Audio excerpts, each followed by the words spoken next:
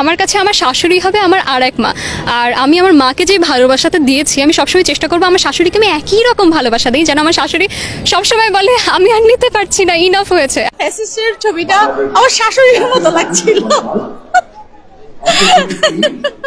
ওনার চেহারার সাথে আর কি অনেক মিল হয়েছে আর কি লাগছিল।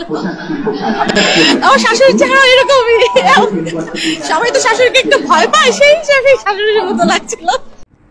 এই ভিডিওটা তো দেখছেন, কি একটা অবস্থা। মানে এটা মনে হয় আমাদের জেনারেশনের মধ্যেই সমস্যা। ঠিক আছে, প্রথমটা তো একদম নাটকবাজ, দেখা বুঝাই যাইতেছে পিওর নাটকবাজ।